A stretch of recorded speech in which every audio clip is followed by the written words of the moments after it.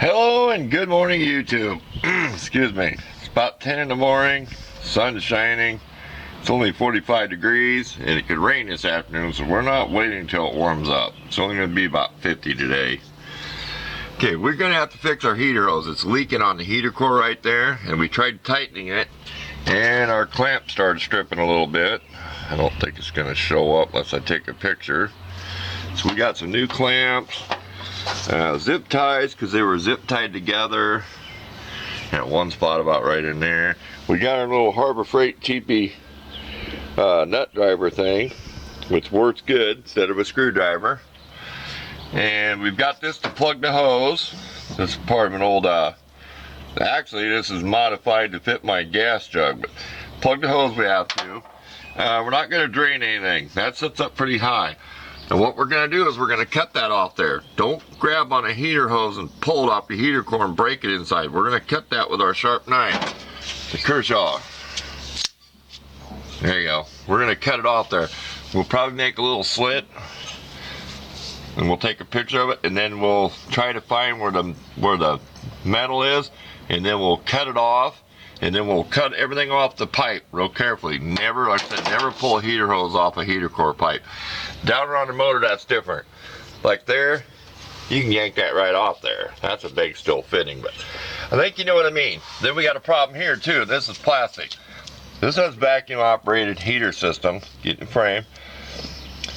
So it uses vacuum to shut the hot water on off. You can obviously you can do this. See the rust. So that'll be the second repair. That's just as critical. Don't be yanking on this stuff. That's plastic. You'll probably never buy one of these anywhere without paying $100. So we're gonna fix that. Got a leaf in here. So stay tuned. We'll keep this short video. Just a how-to with a few good tips in there so you don't hurt anything. So stay tuned. And at the end I'll have pictures where you can kind of see what I mean, how I cut the hose off the heater core. Okay, real quick, we'll keep these short. Instead of just taking pictures, see how I've cut back and found out where the end of the pipe is? Okay, we'll slowly cut that away. And then we're going to lift the hose up here. We will lose a little bit of antifreeze, but that's all we can do. We got to get this done. So, stay tuned.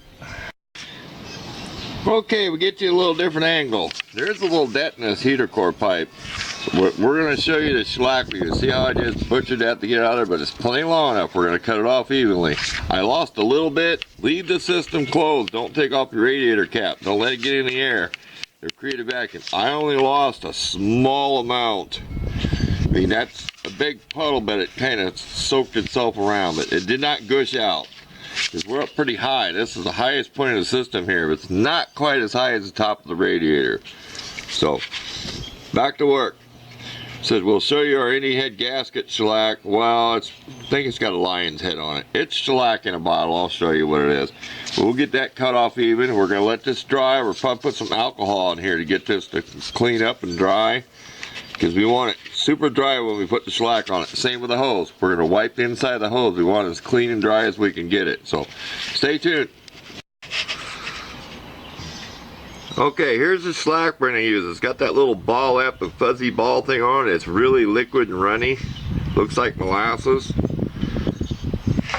Just get a close up. I might take a picture of that. We got our hose up here high. If you was out somewhere and you had a friend to help, you could hold this high up in the air. But as long as I stay this high, I'm okay. And I have took some rubbing alcohol. We're letting that dry. And we're letting that dry. Okay? Don't forget to put the clamp on your hose. Don't go do this. Make sure you know which way you want it. So put your clamp on the hose before you go shoving that on there. Just a little tip. Stay tuned. We'll get this done yet. Okay, we got our gook on the pipe. That's better than sticking it in the hose. You don't want that mixing in. It probably wouldn't hurt, but. And remember, you got that little ridge on there. Your clamp goes on this side of the ridge, and that's what helps pull it off. You see, so it's not a straight pipe. So you'll see it if you take one of these, work on one of these. You want to make sure your clamp goes over that ridge, and you got to kind of feel it as you're tightening the clamp. Or you can measure with a ruler from here to here, and then when you put the hose on, you kind of get an idea, but I just can kind of feel where it is. We're going to slide the hose on about only as far as that one's on. You see? You can almost tell where that ridge is in that pipe. You'll feel it when you tighten the clamp down.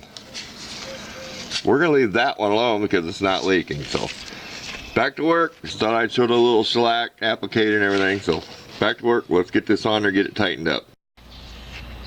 Okay, we're done. We did check with the regular screwdriver, but that little tool does torque down pretty tight. I mean, I like using a stubby in my fist when I can, but we're off to fix this one. We're not going to show that one. We might take a picture of what it looks like, how nasty it looks when we get the hose off.